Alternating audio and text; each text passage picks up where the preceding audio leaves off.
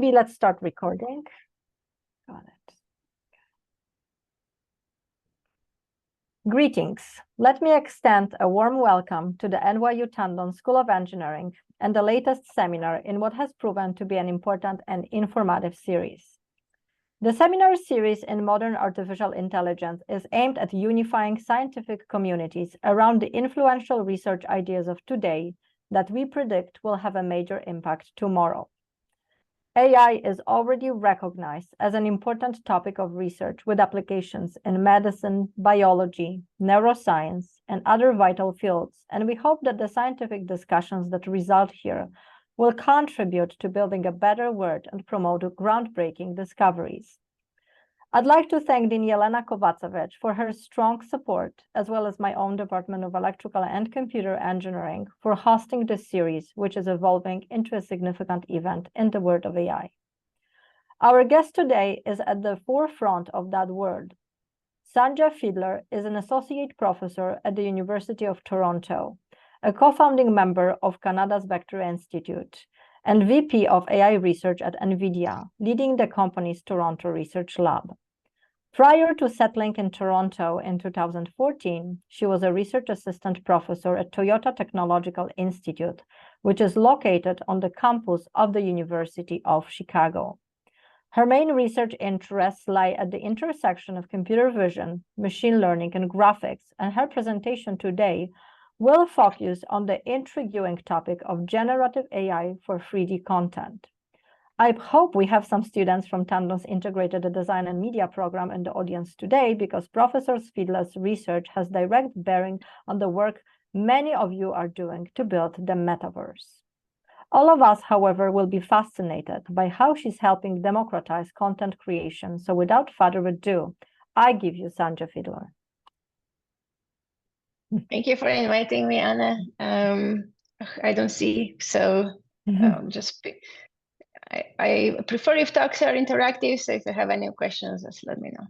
Hauran will be moderating the talk for you. Okay, fantastic. And just kind of give me when I need to stop. I always have too much content. Okay, great. So, this is not the group to educate about AI, but, deep learning, we know, has been around for a long time. And there was a particular breakthrough in 2012, but Alex, Ilya, and Hinton, where they basically halved the error rate for image classification. And that really started the era of AI. And that was maybe December 5th, 2012. And the reason I know that is because Alex was giving a spotlight at NeurIPS. And guess who was just behind him giving the next spotlight? So that was me. So to all the students in the audience, if you think that your research life gets tough, just remember Sandhya needing to go after a talk that basically changed history. So since then, we have seen so many deep learning papers and really the huge advancements of this technology. Then exactly 10 years later, like literally days apart probably, OpenAI released ChatGPT. And that really took off, and I think opened a completely new era of generative AI.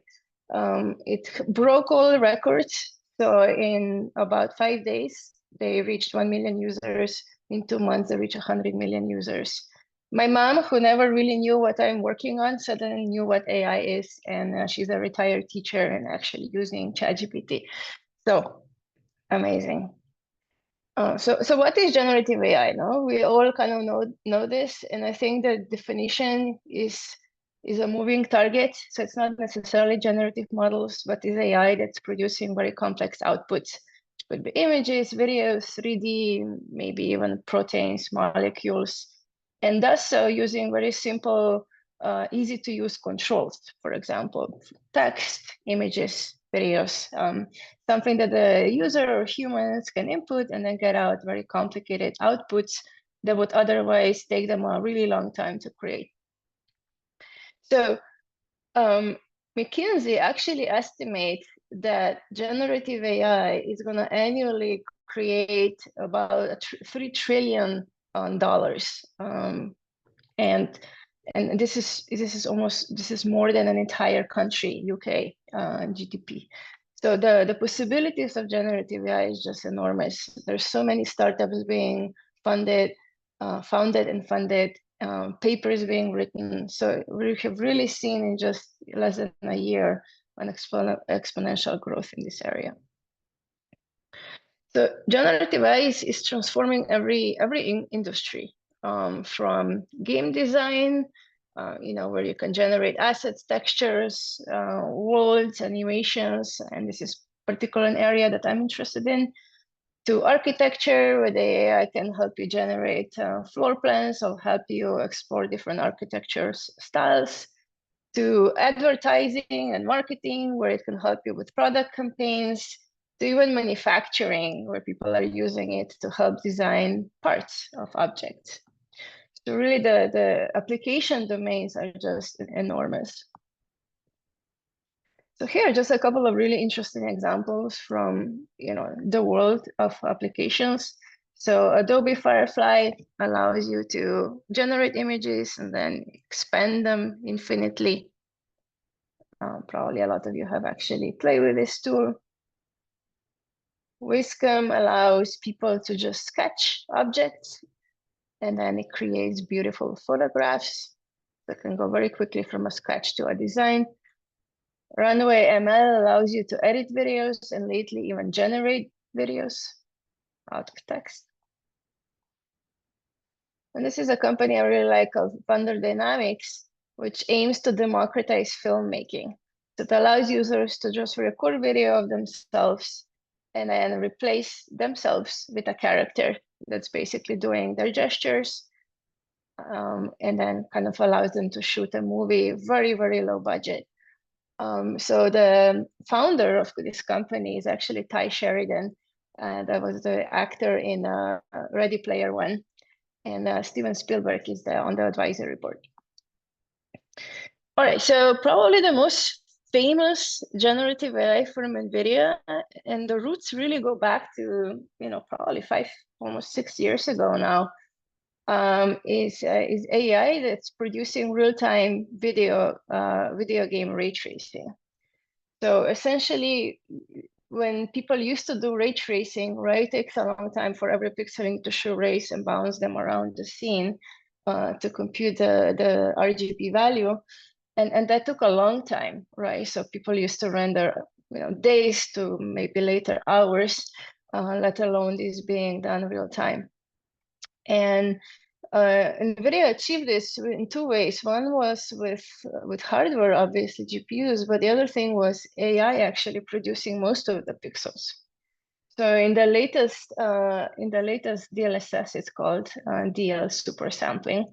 The rendering is ray tracing is only done in 1 out of 8 pixels, and 7 out of 8 are actually generated with AI. So let me play this video. And basically what you're gonna see is rendered and simulated in front of your eyes, so it's 30 Hertz real time.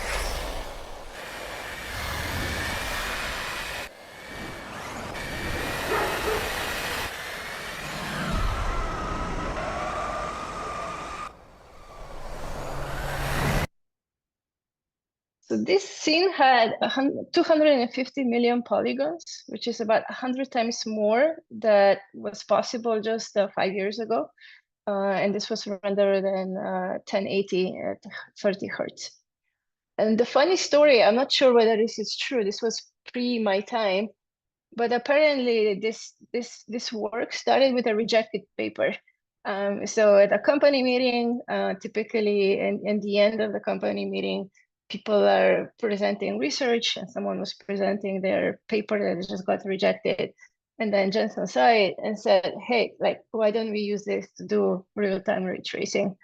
And that rejected paper now became this technology with, obviously a lot of development.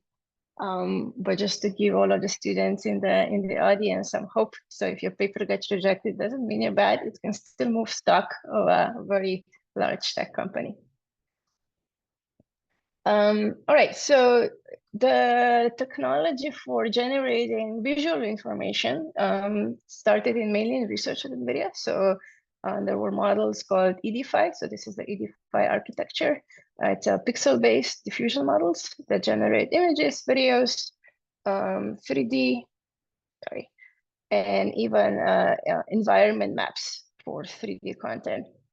And then one research team really stood up and actually productized some of this work, working with other teams. And then that later become the Picasso service. I'm going to show you just in a second. Our team, my team, contributed to 3D. So we had a joint research project called Magic 3D that was in December. And then we helped productize that model. And hopefully that product is going to be out actually quite soon. All right, so the NVIDIA Picasso, let me just tell you a little bit about this service because it inspires some interesting research problems. So it's basically a cloud service that allows people that already have generative models or generative, let's call them APIs, to run on NVIDIA cloud. And then NVIDIA is essentially really optimizing this flow so that inference is as fast as it can be. Right, so basically, good experience for the users, but also minimizing the cost for the company that's hosting the APIs. Then it also enables customers which have data, but maybe don't necessarily have the technology to bring up their own generative AI services. So basically, NVIDIA uses this ED5 model architecture to train purely, and I mean purely, on the data set of partners, and then basically bring up this architecture. Or people that only have a smaller data set, they can fine tune on this data set. Now, this kind of product opens a lot of research opportunities, right? One is just speed. You need to be as fast as possible. So running these generative models as fast as possible. And the other thing is typically partners that have data don't have the internet scale data. They come in all sorts of different sizes of this data. So now these generative models need to be still super high quality, but potentially deal with the fact that these data sets are not necessarily as large, which is quite an interesting research problem. So in just a month ago, Getty Images, who we know it's a huge marketplace for creative content, released the first generative AI API on their end, and using NVIDIA Picasso, using the ED5 model architecture. And this is available, and I'll show a little demo. Let's see if this works. You have all seen, text to image demos, but I would really like to show this. You guys see my screen? Yes, we can see your screen. You see coconut with glasses? Just to confirm. No, we see your PPT right now. Oh. Okay, let me see if I can just quickly share a different screen. Then I'll switch back. Yes? See? Oh yeah, we see the coconut now. Okay, so I was just playing with it just before. This is why I was late. So basically, this is Getty Images that I guess CA for me. You guys can try it out, and this now has this AI generator feature where you can write some text and then get out images. So I'm a slow typer. I'm gonna do here a yellow coffee cup. A very simple prompt, and then it allows you to choose like different aspect ratios, and you can even influence different color or moods. And there's also negative props, so things that you actually don't want to appear in the final image. So now you get like 3 different options, and the user can select which one they want. It takes about 15 seconds, and that's an example. And here I already kind of generated so that we don't need to wait. So here we are putting a portrait of a businesswoman standing in the middle of the office with some more detailed description. And the results are really high quality. And the nice thing is that there is a lot of diversity when it comes to human faces. And then as a fun thing, now we also added a yellow coffee cup here in the hands of this woman. And the hands, which are typically the hardest, especially when, you know, maybe you have limited data, are actually looking pretty good. So I'm really inviting everyone to go and play with this service. In the meantime, go back to my slides.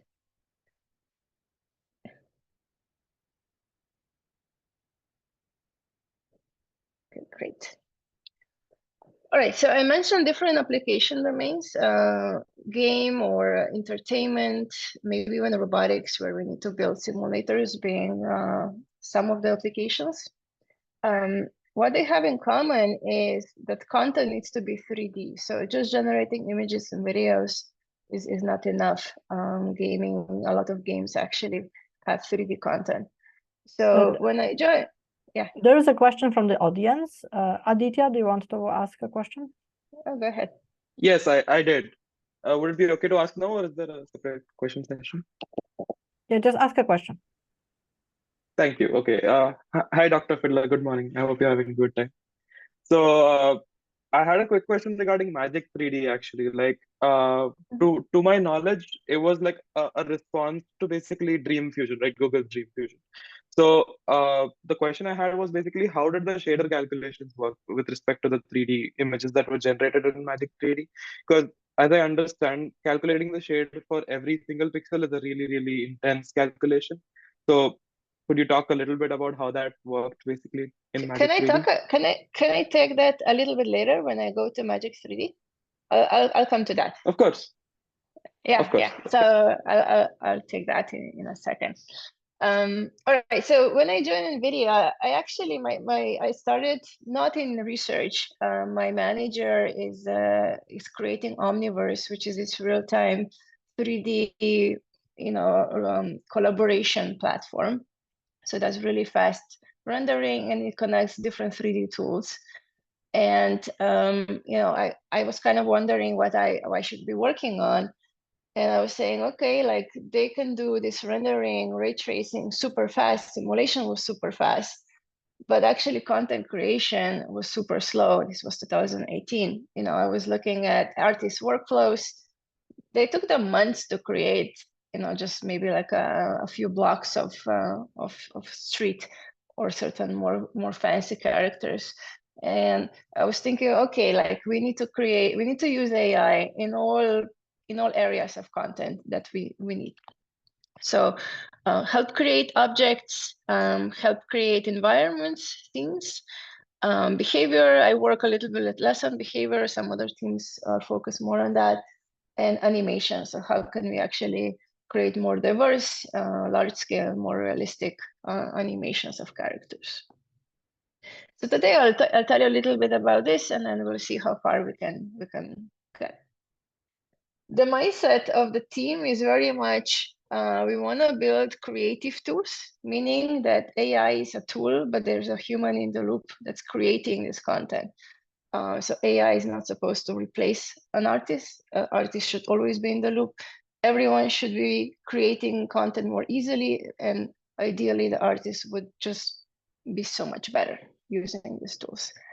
I would say a lot of the controversy these days is just because this technology is really in infancy.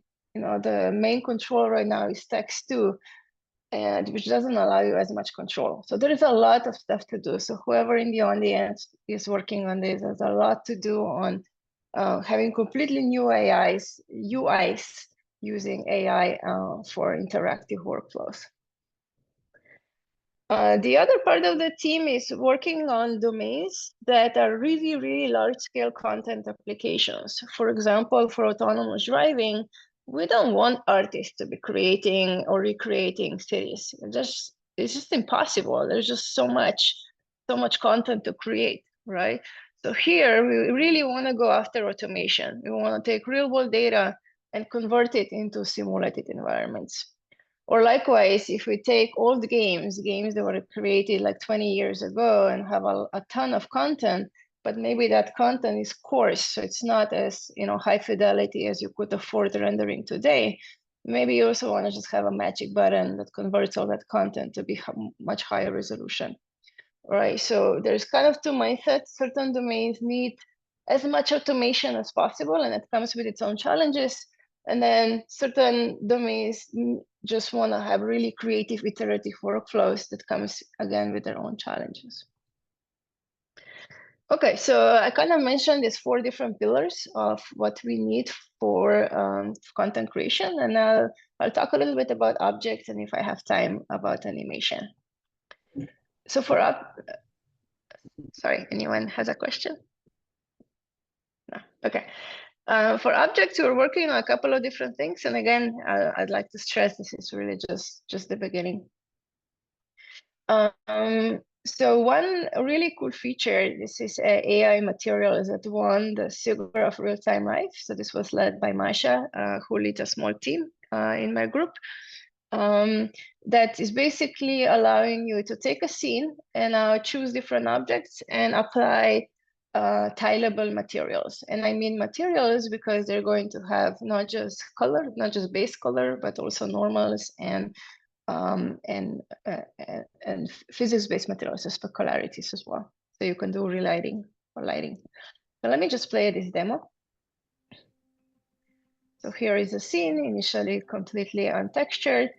And now the user has a bunch of different ways to interact with the model. So you can write a text, get out a texture image. That texture image is then lifted to produce physics-based materials. And then you can either outpaint or inpaint.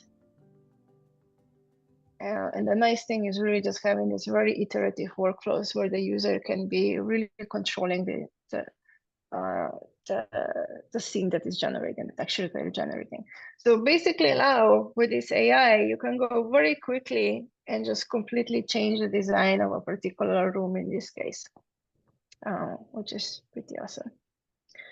So this particular model here was only producing or mainly focused on tileable materials, so brick, textures on the sofas. But what we also want is to take geometry that might already exist. Let's talk about, like old games that already has geometry, but then apply different textures that are now semantically meaningful. So for example, if I have a geometry of a rabbit, now I want to write a text that describes that rabbit in more detail, and I want to texture that rabbit and it look like a rabbit and not just a tileable material. So this was Text Fusion presented recently a couple of weeks ago at ICCV. Or basically we're going to be optimizing, sorry, yes, someone has a question? Oh, okay, I thought I heard some noise. So here we assume we already have geometry. We're going to be creating a texture map. So that's going to be a texture image that is applied directly on the geometry. And we're going to start with completely noisy texture. We're going to optimize that texture by essentially rendering the asset along with that texture map into images. And then we're going to do denoising with an image diffusion models and then propagate back that those gradients back into the texture. So that's basically how we're kind of slowly updating the texture of the geometry. So on the right side, there's this method called texture that was released maybe just like a few months before us, and then Text Fusion, which creates much more high quality textures. And again, here the user has geometry already given, and then they can use text to control what kind of textures that they should be creating. And the robotics team got very excited about this tech because they typically have some way of procedurally generating environments, but it's much harder to procedurally generate textures that would look with a lot of variety. And then they use this environment to train robots to do all sorts of stuff. In this case, it was the robotics team in Seattle that's doing kitchen robotics.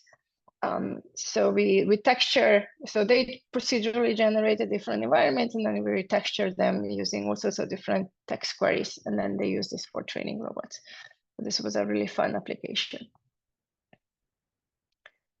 Okay, so this comes, I guess, to a DTS question. So this was all kind of going I already have geometry and I want to texture it or create materials for it. But what if we really want to create an entire asset? So also generate geometry, including texture. So let me tell you a little bit about that. So this work, Get3D, started during the pandemic. We worked on it for a long time. June, who was the first author, probably like 1 year, and we even switched the model in between. And we created a GAN-based approach that essentially takes the latent code and then produces an SDF field. We run isosurfacing, and then we use differentiable rendering to train this model purely from images. The model was trained here on just individual objects, so there was no text conditioning. We would train one model per car, one model for animals, for chairs, and so on. We produced both a mesh and texture, which means that we can easily plug this into any 3D software. And the nice thing about that was that it was real time, so it was 50 milliseconds per generation. So this was really exciting at the time. You could do all sorts of different things. You could do interpolation in the latent space to get, a variety of models. So you can think of this as someone is creating a game full of characters. They want to have some way of creating these characters to be slightly different, so they don't all look uniform. So this was September 2022. We were super happy about this method. It was probably one of the most performance 3D generative model at the time. And then basically a week after, Google released Stream Fusion that really scaled this to open-ended, or let's call it open vocabulary text, right? So instead of having per class model, now you could write any text and you can get out a decent looking 3D model. And really their main trick was to exploit knowledge from a pre-trained 2D image diffusion model. Right, at a very, very high level, the way that you can interpret what they're doing is that you're using an image diffusion model to generate infinite number of views that you can then reconstruct into a 3D model, right? In reality, you're basically optimizing a NeRF-like representation such that the views, the render views look realistic under the trained diffusion model. Okay, so in their case, they were optimizing NeRFs. This means like a continuous volumetric representation, and differentiable rendering that was basically producing images was using volumetric rendering. It took us basically a month, maybe a little bit more, to advance on top of this method, and because we had a lot of stuff already in house, so it was really just a click, and then things came together. And what we have done is taken their idea, which was a really great idea, and enhanced it in a couple of ways. So basically, we had 2 stages of optimization. So on the left is just something very similar to what Dream Fusion was doing. So you're optimizing a NeRF, again, using this SDF loss. This is basically propagating realism back into NeRF. The only difference really was using instant NGP instead of MLP-based NeRF. So that made this first stage faster, and you could go to a little higher resolution. And now the second stage introduce a new step, which really allowed us to go to very high resolution.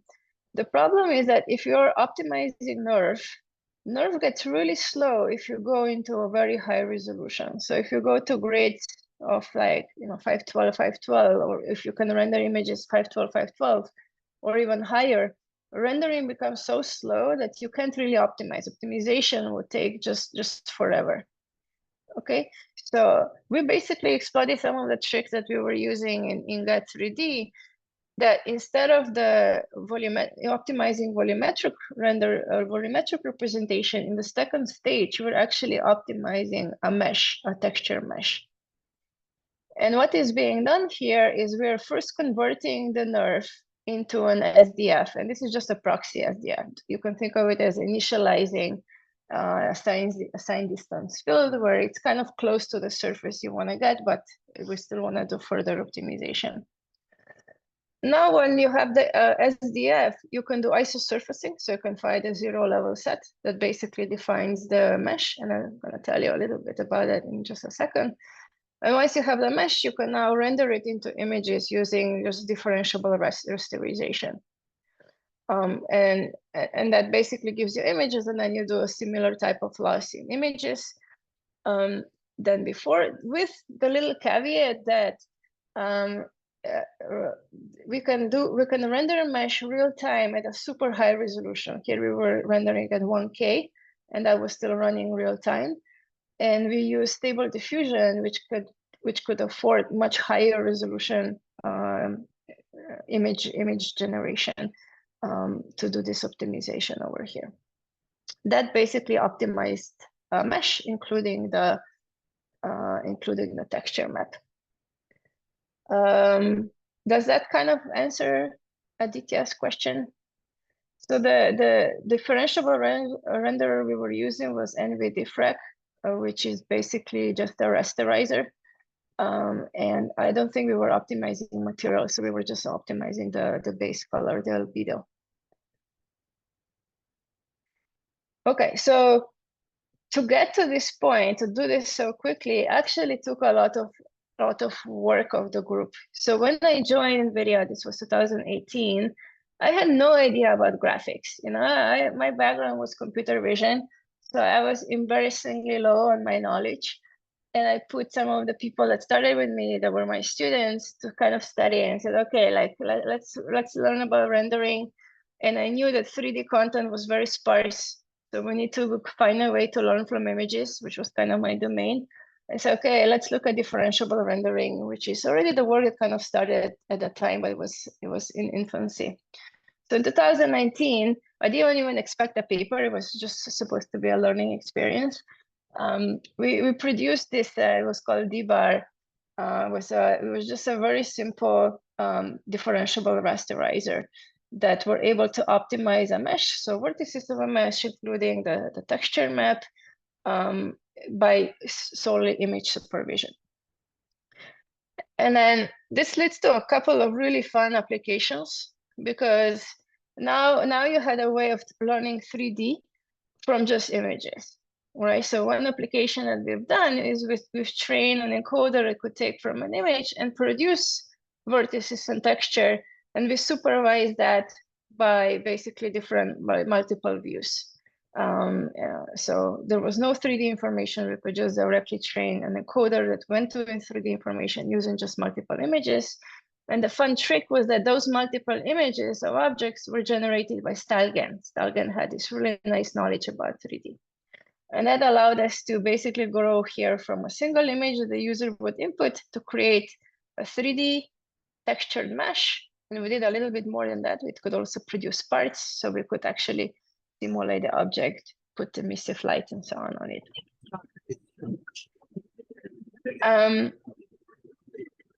Sorry, there's some talking there.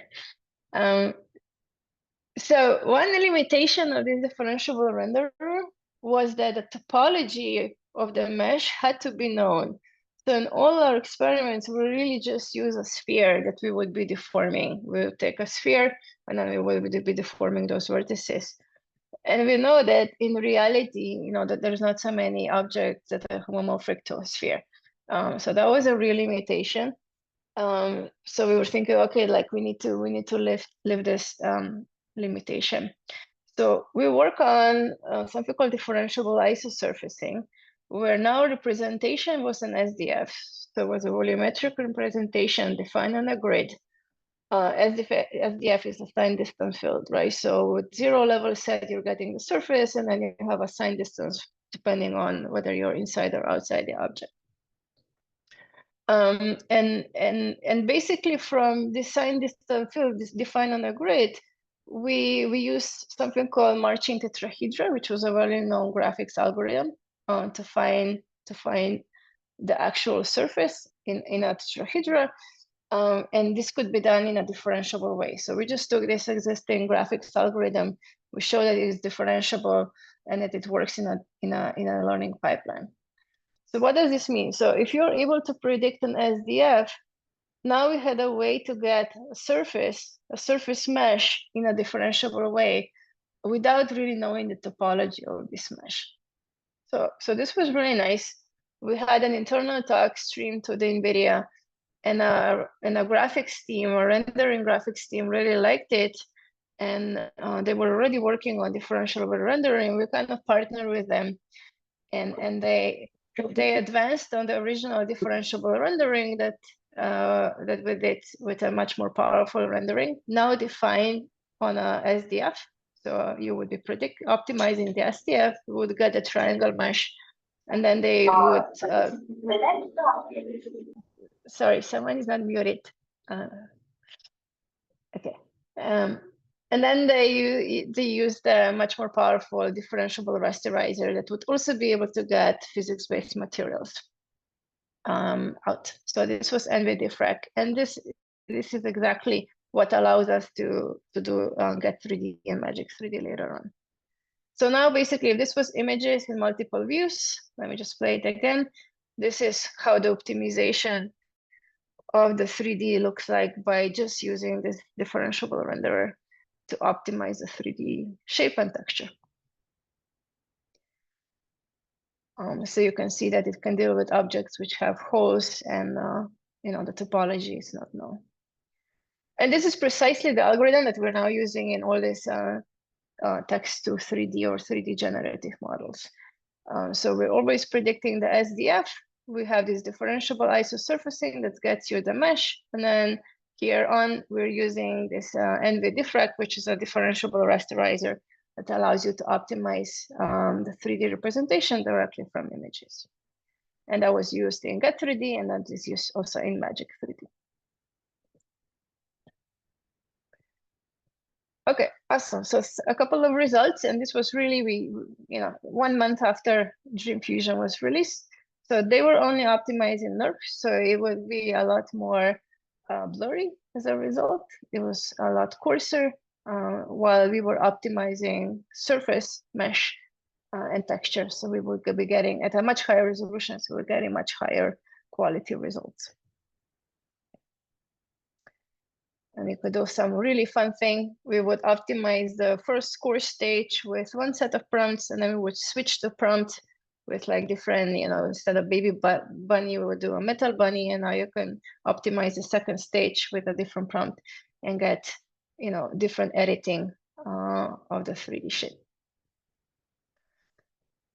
Awesome. And just to convince you that this is actually a textured mesh, this is all the assets we're generating imported in Omniverse, which is this 3D rendering simulation platform.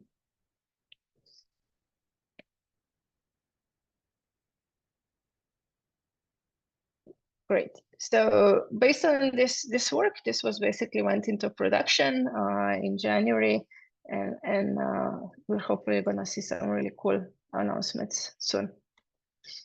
So one issue with this line of work, and the community has advanced a lot since, I guess this was 9 months ago, is speed, because essentially generation is not just a forward process. It requires optimization. Right, so you have a text, and now you need to optimize per prompt. So per text, you're optimizing enough representation using this image diffusion models. So typically, at least Dream Fusion and Magic 3D initially took about 45 minutes on a single GPU. You could speed it up a little bit by using multiple GPUs, but essentially this was a very slow process, which is not very convenient for someone that wants to create 3D content, like an artist, right? You put a prompt and then you need to wait almost an hour. It's just really so far from being interactive. Now you can do a lot of optimization to make that faster, but still you're in minutes and not in seconds.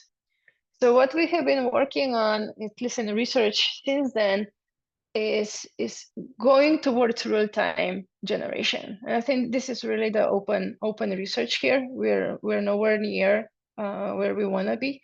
But the idea was, can we kind of amortize this optimization process? Can we go directly from text and predict the nerve directly such that you would get good 3D models, right? So basically, just amortized version of the original Dream Fusion.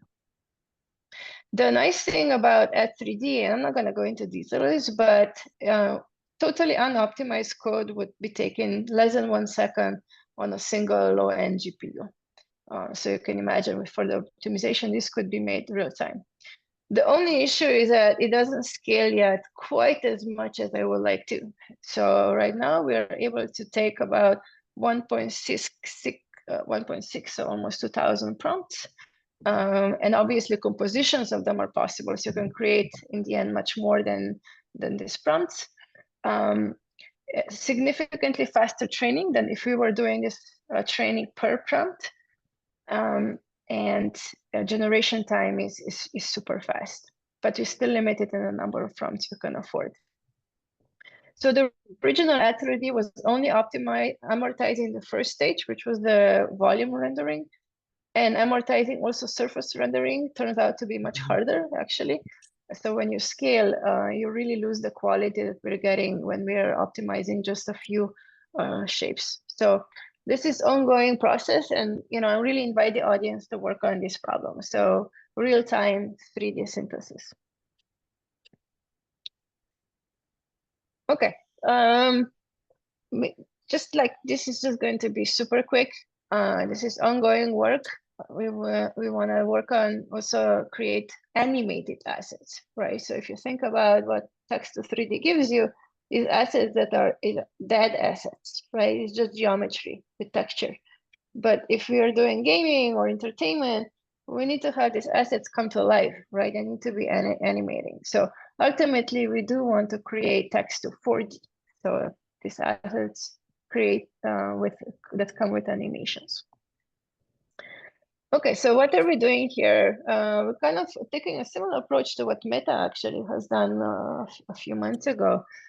So we're using a video diffusion model. This was our internal model called Video DM. It is very, very efficient. It basically extends the latent diffusion models to time and builds on top of stable diffusion, which is pre-trained for images, and is able to generate pretty high quality videos out of text. So these are just a couple of examples. And what we've noticed is that these video diffusion models already have some really nice properties that are useful for optimizing 3D or 4D. So on the left side, let me just play it. We notice that if you produce a text and say, close up of grapes on a rotating table, so if you actually add a prompt of rotating table, then the model actually generates something with really without motion, and it's very 3D consistent. So this was here on these grapes. So we started playing a lot more with this. And by basically just putting this very simple prompt on a rotating table, something on a rotating table, you're getting basically like a 3D scan of the object. And this is just a video model. So all the frames are generating using the diffusion model. There is no really 3D information imposed here. It's just kind of naturally learned with the diffusion model. So naturally, you would just take this video, for example, of this dog that was generated, and we were just render on it, just to see what happens without any kind of optimization on top. And it's kind of almost there, right? Like this is a real 3D shape. So this video diffusion models or video generative models actually learn 3D consistency. And maybe with even more data, this would just look really amazing. And if you take the same first frame, so we generate the same frame, but then now we don't do rotating table, but we only control the motion of the character here, the frog. You can see that actually you can control motion kind of independently from the 3D views. So basically we're kind of playing with these video generative models and putting it in a similar pipeline as Dream Fusion.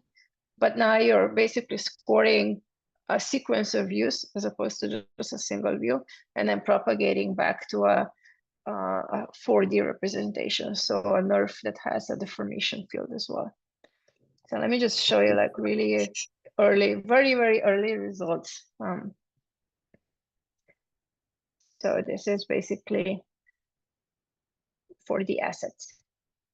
And play again. It's 3D, but then the assets are also animated based on the user's preference. Okay, maybe just like a final work, because I think I'm almost over time. So all these different methods that are doing generation essentially are doing reconstruction in the inner loop, right? Because you're using this image generative models to produce views, and then you're propagating back into 3D.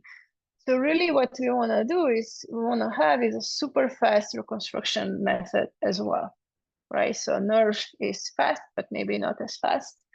And the rendering is also pretty slow. So one of the line of work we're working on is, how can we really speed up these neural 3D representations? Okay, and this is a very exciting work we're going to present at SIGGRAPH Asia. So far we have been using two types of different rendering. So it was volume rendering in the first stage, and then surface rendering in the second stage. So one allows you to get a surface, and one allows you to get to have a fully volumetric representation. Now there is a disadvantage to both of these representations.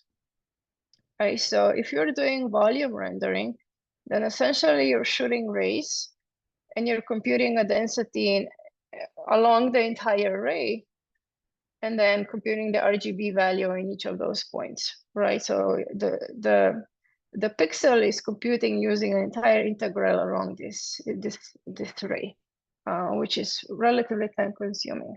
And you're doing this obviously for all arrays. Surface rendering, on the other hand, is shooting an array, and it's taking only the first hit of the surface, which is great because that is super fast. So you're just computing the hit with a mesh. However, it doesn't work really well when you have very fuzzy surfaces. So for example, in Magic 3D, if you do any kind of query saying a fluffy animal, it just doesn't work anymore because you're basically just squishing texture onto a surface. So it doesn't generate a fur of the animal, and that becomes a problem. So really what volume rendering is too slow because we need to compute the entire integral along the entire array. Surface rendering is not really giving us enough flexibility to represent all the objects we want to represent. So we want to do something in between. So here we're working on top of News. So News is essentially, instead of optimizing this density field, it's optimizing an SDF, signed distance field. And it's still computing the entire integral, entire volume integral along the entire array. But basically it has some really nice properties. So it gives you a really nice surface. So because it's optimizing SDF, the zero level set is essentially giving you a really nice surface. And what they do is they optimize the SDF, but actually they're converting that SDF into density by using this kind of a function that is, converting the SDF and making it into this bell shape density function. And they have this parameter that essentially controls how they're kind of like what's the shape of that function around the actual surface. So 1 over S is essentially telling you the variance that you're going to get around the surface, and that allows you to compute the density, and then it allows you to do the entire volume rendering. So the nice thing about this is that you're getting a really nice surface, and they also have this like nice property of having like some sort of a kernel size around the surface, but they're not exploiting it. So they're still computing the entire volume rendering, volume integral which is still slow. So they're getting a nice surface, but they're not really fully exploiting their formulation here. So basically what we're gonna do here is take their approach, but we're going to bound the volume with two meshes. So essentially we're going to take the zero level set, which is the surface, and then you're going to dilate and erode the SDF to get two bounding meshes. And the velocity of this level set evolution that we're going to perform is somehow inversely proportional with the density, which basically means that if I have a very hard surface, I'm going to have a very small, the distance between the two bounding meshes is going to be very small. If I have a very fuzzy surface, the density is going to be more wide, so it's going to be more spread out around the surface. I'm going to have meshes which are further apart. Okay, so basically if I have this space over here, then the two meshes that I'm gonna obtain by basically doing this level set evolution around the surface, they're going to be very close by. And for fuzzy surfaces, the two bounding meshes are going to be further apart. And we're gonna be exploiting this data structure to do super fast rendering. So basically we're going to bound computing the volume integral only within the two bounding meshes. So News is essentially still computing the entire volume integral, but we're going to compute it only within this kind of two bounding meshes. So you're skipping most of the space. And that makes this volume rendering super, super fast.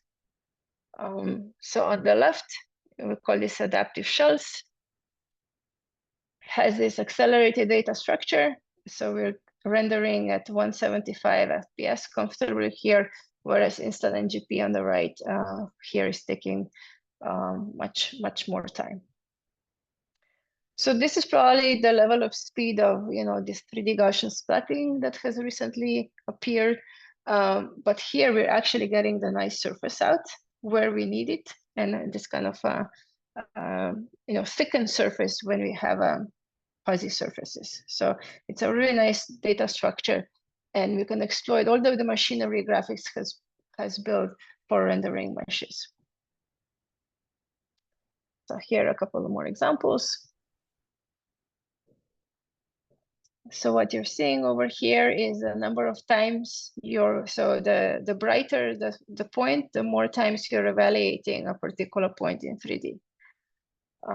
Meaning that this is a furry animal, so you're gonna have more evaluation everywhere on this animal. And here too is a more furry, so you're going to have more evaluations everywhere. Anyway, so this is super fast, and we're integrating this in all our generative pipelines right now, and also for simulation for scenes, because we really think we can push this to really high performance rendering. So I think maybe I stop here. I have quite a bit more animation, but I think maybe I stop here to take some questions. Thank you so much for a great talk. We already have one question immediately from the audience. Aditya, do you want to ask your question? I do. Dr. Fiedler, that was an amazing presentation, and I'm fanboying over the last part, that is the adaptive shell part. I wanted to ask, since this is more like surface generation than it is volume generation, categorically speaking at least, how do we account for problems like subsurface scattering and when you want to make something look more human, you want something to be translucent. So how does this account for translucent objects, specifically speaking?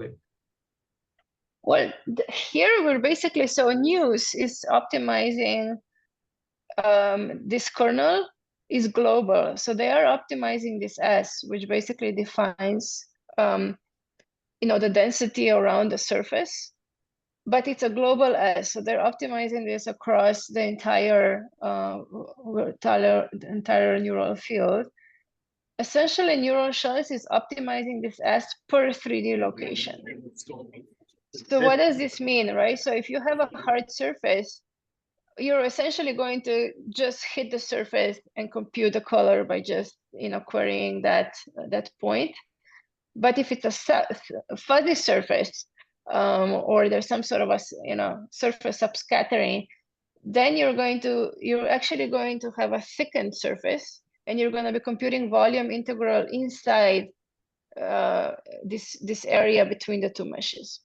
So you're still doing volume rendering. It's just that along the ray, you're going to be computing way fewer evaluations, if that makes sense. Essentially making the calculations faster so you can have a lot more of them happening, basically. Like you can make a better model that renders much faster. That's right. Like it's going to, the quality is going to be as good as NERF. You're just having this really nice data structure that allows you to skip most of the space.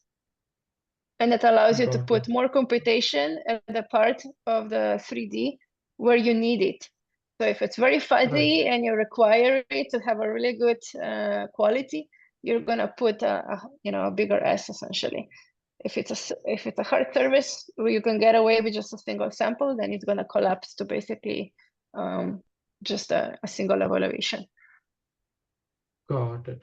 Could I ask a question about DMTET, the deep marching tetrahedrons? Oh yeah, sure. So in the paper, what really amazed me was the part where you talked about the lamp actually having like a thinner surface and it being like DMTET performing really well as compared to marching cubes because it had a thinner layer and you didn't have to query as many SDFs on it because it was thinner. And then comparing other thicker objects such as like a sofa and stuff, which had a lot more thicker parts in it. So could you comment a little bit about that, like how the thin layer and the thick layer works in DMTET? Let me see, where was this? Can you say again, what was the thin layer and thick layer? I don't recall. There was a... Right. So in the paper for DMTET, what was actually happening is that towards the end, one of the analytical conclusions was that it performed really well as compared to the marching cubes algorithm for objects that had some thinner layers in them, like a lamp, as compared to something like that has a sofa or something that has a lot more thicker layers in it. So could you talk about how those thinner and thicker layers work in this, like how the surface was deformed and stuff in DM? Yeah, like I mean, marching cubes essentially requires you to have a grid, right? So it requires you to choose a grid of a particular resolution. So you would have this staircase artifact. And if you have very thin structures, sometimes you might even miss it. So DMTAT had a nice thing. It had two different things. One is the grid was actually deformable. So we would deform the grid so we would better snap to the thin surfaces. And then the marching tetrahedra essentially is just cutting. So you have a triangle or a tetrahedron, and you're just cutting it, right? So you have a negative SDF, positive SDF, and then you're just interpolating to get to basically where the surface lies. So both the deformed grid and then this kind of like surface, isosurfacing, the cutting, is essentially just like more nicely fitting to the final thinner structures, if that makes sense. So it's not perfectly round, it's not perfectly angular, it's somewhere in between. So it better models the point cloud, etc. That's right. It's optimized. The form grid is actually optimized. So it's not as bound to the resolution. It makes better use of the grid resolution than if you just take a fixed grid. Gotcha. Now, DMTAT itself had quite a few issues if you look at them.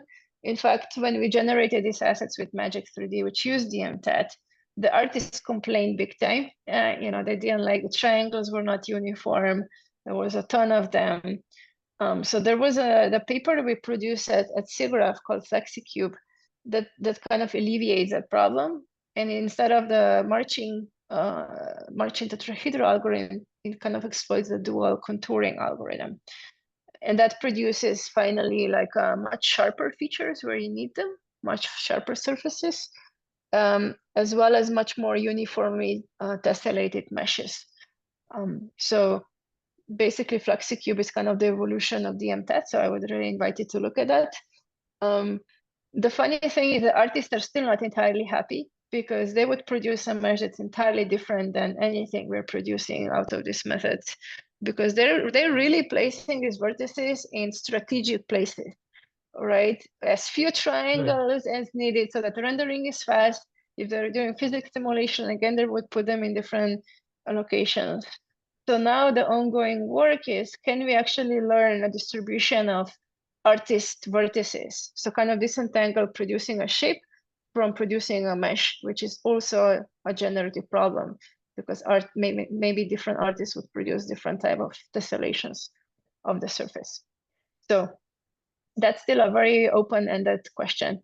And I invite people to work on that to make these assets like really useful. Understood. Thank you so much for your time. I'll ask one question because we're running out of time and you'll have a next meeting. So there's this huge debate right now about the dangers of AI, taking over the world and taking people's jobs and so on and so forth. What is your stand? What is your opinion about that? Do you think that we are in the point where we should start really seriously worry about AI and threatening us? I mean, we all know that there's advantages and disadvantages, right? There can always be, with any technology, there can always be bad actors, right? That try to use it in ways that the technology was maybe not designed for, or not intended for. So I think ultimately there's still so many positives that we can get out of AI. Healthcare, for example, is an obvious example, right? That yes, there are dangers, and we need to find a way to both regulate and maybe have some ways of dealing with bad actors. But I think there's still like many positive effects that AI can bring to the table. And we're still not quite there. I think there's a lot more to be done too. Very good. Thank you so much. We have a couple more questions, and maybe those can be resolved over email or so, because we really need to finish, because I will give a speaker a 5 minutes break, and then Sanjay, I believe you will be meeting with the students. Thank you so much again for a very inspiring talk, and I hope to see you soon in person, hopefully. Thank you so much. Thank you for inviting me. Thanks. Bye-bye. Thank Bye. you. Hi, Professor. Shall I stop the recording?